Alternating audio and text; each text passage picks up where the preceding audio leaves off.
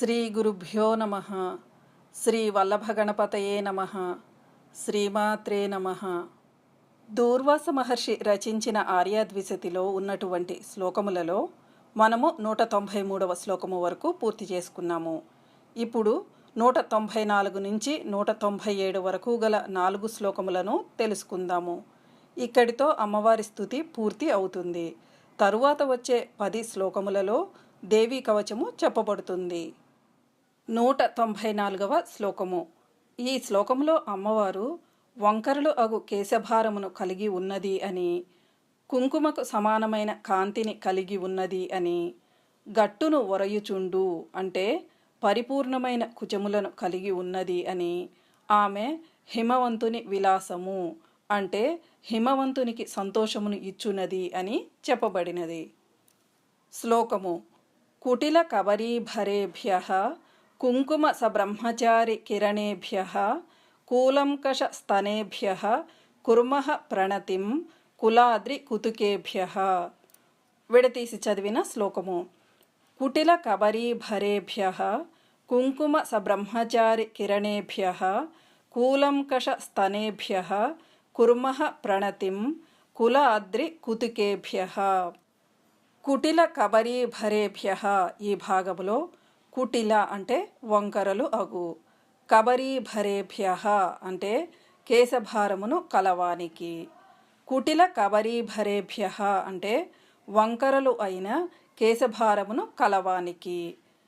కుంకుమ సబ్రహ్మచారి కిరణేభ్యః ఈ భాగంలో కుంకుమ అంటే కుంకుమకు, సబ్రహ్మచారి అంటే సమానమైన, కిరణేభ్యః అంటే కిరణములను కలదానికి లేదా కాంతిని కలవానికి. కుంకుమ సబ్రహ్మచారి కిరణేభ్యః అంటే కుంకుమకు సమానమైన కాంతి కలవానికి. కూలంకష స్తనేభ్యః ఈ భాగంలో కూలంకష అంటే పరిపూర్ణమైన, స్తనేభ్యః అంటే కుచములు కలవానికి. కూలంకష స్తనేభ్యః అంటే పరిపూర్ణమైన కుచములు కలవానికి. కుల అద్రి కుతికేభ్యః ఈ భాగంలో కులాద్రి అంటే కులపర్వతము అంటే హిమవంతుని, కుతుకేభ్యః అంటే కుతూహలములకు లేదా సంతోషమును ఇచ్చువానికి. కులాద్రి కుతుకేభ్యః అంటే కులపర్వతము అంటే హిమవంతునికి, కుతూహలములకు లేదా సంతోషమును ఇచ్చువానికి. కుర్మః ప్రణతిం ఈ భాగంలో ప్రణతిం అంటే నమస్కారమును, కుర్మః అంటే చేయుచున్నాను, కుర్మః ప్రణతిం అంటే నమస్కారమును చేయుచున్నాను. మొత్తం శ్లోక తాత్పర్యము. వంకరలు అయిన కేశభారమును కలవానికి, కుంకుమకు సమానమైన కాంతి కలవానికి, పరిపూర్ణమైన కుచములు కలవానికి, కులపర్వతము అంటే హిమవంతుని కుతూహలములకు లేదా హిమవంతునికి సంతోషమును ఇచ్చువానికి నమస్కారమును చేయుచున్నాను. 195వ శ్లోకము. ఈ శ్లోకములో అమ్మవారు ఎర్రతామరల వంటి పాదములను కలిగి ఉన్నది అని, మృదువైన వెంట్రుకల లేదా కేశముల యొక్క వరుస చేత జయింపబడిన నాచును కలిగి ఉన్నది అని, కలువలకు సమానమైన నేత్రములను కలిగి ఉన్నది అని, అటువంటి పరమేశ్వరి కంటే ఇతరమైన దేవతలను మేము అంగీకరింపము అని చెప్పబడినది. శ్లోకము. కోకనద సోణచరణాత్ కోమల కురళాళి విజిత శైవాలాత్ ఉత్పల సుగంధి నయన దురరీ కుర్మోన దేవతా మన్యాం. విడతీసి చదివిన శ్లోకము. కోకనద సోణచరణాత్ కోమల కురళ అళి విజిత శైవాలాత్ ఉత్పల సుగంధి నయనాత్ ఉరరీ కుర్మః న దేవతాం అన్యాం. కోకనద సోణచరణాత్ ఈ భాగంలో కోకనద అంటే పద్మముల వలె, సోణ అంటే ఎర్రని, చరణాత్ అంటే పాదములు కలదానికంటే. కోకనద సోణ చరణాత్ అంటే పద్మముల వలె ఎర్రని పాదములు కలదానికంటే. కోమల కురళ అళి విజిత శైవాలాత్ ఈ భాగంలో కోమల అంటే కోమలమైన లేదా మృదువైన, కురళ అంటే కురుల లేదా కేశముల యొక్క, అళి అంటే వరుస చేత, విజిత అంటే జయింపబడిన, శైవాలాత్ అంటే నాచు కలదానికంటే. కోమల కురళ అళి విజిత శైవాలాత్ అంటే కోమలమైన లేదా మృదువైన కురుల లేదా కేశముల వరుస చేత జయింపబడిన నాచు కలదానికంటే. ఉత్పల సుగంధి నయనాత్ ఈ భాగంలో ఉత్పల సుగంధి అంటే సువాసనను ఇచ్చు పద్మముల వంటి, నయనాత్ అంటే నేత్రములను కలిగిన దానికంటే. ఉత్పల సుగంధి నయనాత్ అంటే సువాసనను ఇచ్చు పద్మముల వంటి నేత్రములను కలిగిన దానికంటే. ఉరరీ కుర్మః న దేవతాం అన్యాం ఈ భాగంలో అన్యాం అంటే ఇతరమైన, దేవతాం అంటే దేవతలను, న ఉరరీ కుర్మః అంటే మేము అంగీకరింపము. ఉరరీ కుర్మః న దేవతాం అన్యాం అంటే ఇతరమైన దేవతలను మేము అంగీకరింపము. మొత్తం శ్లోక తాత్పర్యము. పద్మముల వలె ఎర్రని పాదములు కలదానికంటే, కోమలమైన లేదా మృదువైన కురుల లేదా కేశముల వరుస చేత జయింపబడిన నాచు కలదానికంటే, సువాసనను ఇచ్చు పద్మముల వంటి నేత్రములను కలిగిన దానికంటే ఇతరమైన దేవతలను మేము అంగీకరింపము. 196వ శ్లోకము. ఈ శ్లోకములో అమ్మవారు ఎర్రనైన పెదవిని కలిగి ఉన్నది అని, మిక్కిలి నీలమైన నున్ననైన వంకరలు అయిన కేశములను కలిగి ఉన్నది అని, ఆమె వేదములకు ప్రాణాధారము అని, పరమశివుని యొక్క ప్రేమస్వరూపిణి అని చెప్పబడినది. శ్లోకము. ఆపాటలాధరాణా మానీల స్నిగ్ధ బర్బర కచానాం ఆమ్నాయ జీవనానామాకూతానాం హరస్య దాసోస్మి. విడతీసి చదివిన శ్లోకము. ఆపాటల అధరాణాం ఆనీల స్నిగ్ధ బర్బర కచానాం ఆమ్నాయ జీవనానాం ఆకూతానాం హరస్య దాసః అస్మి.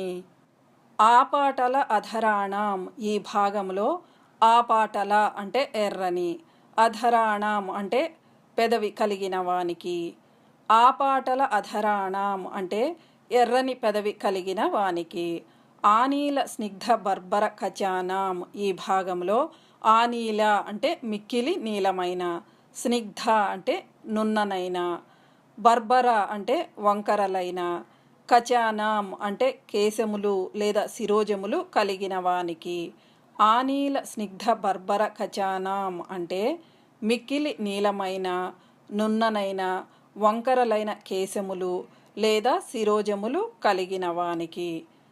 ఆమ్నాయ జీవనానాం ఈ భాగంలో ఆమ్నాయ అంటే వేదములకు, జీవనానాం అంటే ఆధారములగు వానికి, ఆమ్నాయ జీవనానాం అంటే వేదములకు ఆధారములగు వానికి, ఆకూతానాం హరస్య దాసః అస్మి ఈ భాగంలో హరస్య అంటే హరుని యొక్క అంటే పరమశివుని యొక్క, ఆకూతానాం అంటే ప్రేమస్వరూపిణికి, దాసః అంటే దాసునిగా, అస్మి అంటే అగుచున్నాను.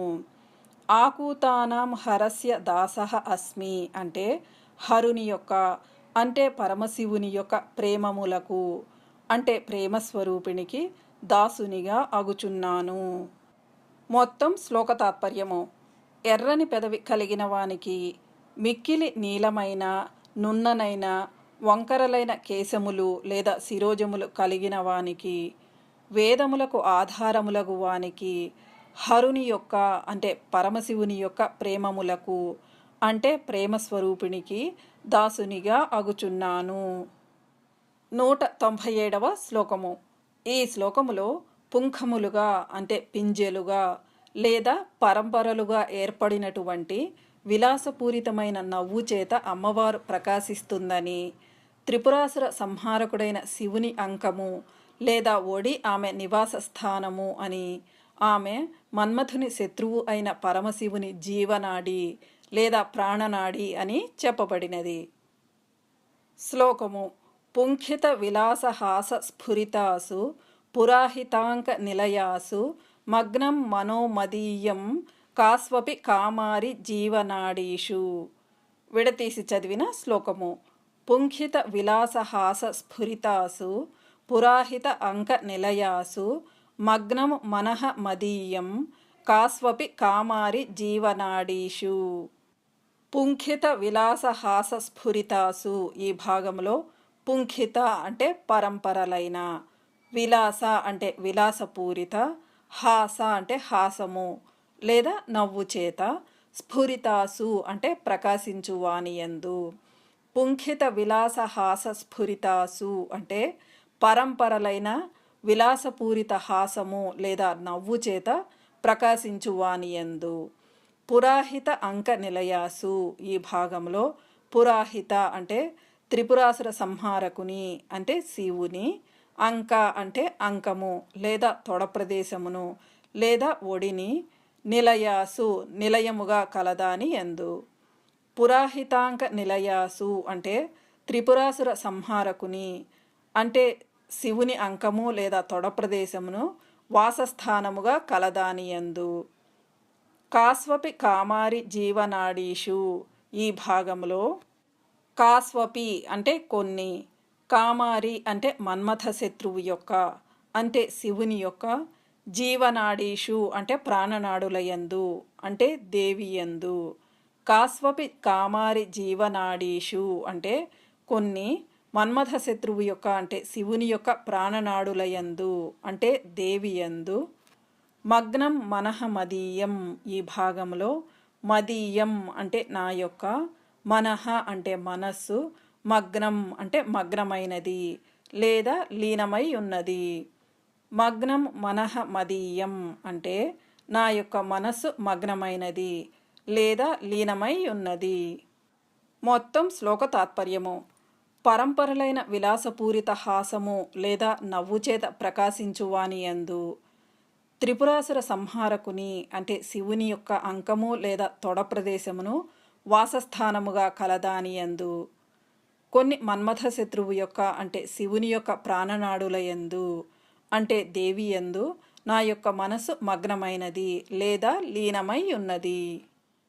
ఇప్పుడు చెప్పుకున్న 4 శ్లోకములను ఒక్కసారి వరుసగా చదువుకుందాము. కుటిల కబరీభరేభ్యః కుంకుమ సబ్రహ్మచారి కిరణేభ్యః కూలంకష స్తనేభ్యః కుర్మః ప్రణతిం కులాద్రి కుతుకేభ్యః. కోకనద సోణచరణాత్ కోమల కురళాళి విజిత శైవాలాత్ ఉత్పల సుగంధి నయనా దురరీ కుర్మోన దేవతామన్యాం. ఆపాటలాధరాణామానీల స్నిగ్ధ బర్బర కచానాం ఆమ్నాయ జీవనానామాకూతానాం హరస్య దాసోస్మి. పుంఖిత విలాసహాస స్ఫురితాసు పురాహితాంక నిలయాసు మగ్నం మనోమదీయం కాస్వపి కామారి జీవనాడీషు. ఈ 4 శ్లోకములు ఇంగ్లీష్లో రాసిన శ్లోకములు క్రింద డిస్క్రిప్షన్ బాక్స్లో ఇవ్వబడినాయి. తరువాత వచ్చే 10 శ్లోకములలో దేవీ కవచము చెప్పబడుతుంది. మన మరొక 2 ఛానల్స్ అయిన అమృతఝరి, చిద్గగన కౌముదీలలో శివానందలహరి, శివమహిమన స్తోత్రము శ్లోకములు, మూక పంచశతి శ్లోకములు షార్ట్స్ రూపములో ఉండి ప్లేలిస్ట్ చేయబడుతున్నాయి. అలాగే దుర్గా మానస పూజా స్తోత్రము, దుర్గా అష్టోత్తర శతనామ స్తోత్రము లాంగ్ వీడియోస్ రూపములో ఉన్నాయి. 3 ఛానళ్ల లింక్స్ క్రింద డిస్క్రిప్షన్ బాక్స్లో ఉన్నాయి. ఇక్కడ ఈ చైతన్య ఝరి ఛానల్లో మూక పంచశతి, ఆర్యాద్విశతి స్తోత్రములు అర్థ తాత్పర్య వివరణలతో ఇవ్వబడుతున్నాయి. మరొక 10 శ్లోకములతో వచ్చే వీడియోలో కలుద్దాము. అంతవరకు సెలవు మరి, ఉంటాను. శ్రీమాత్రే నమః.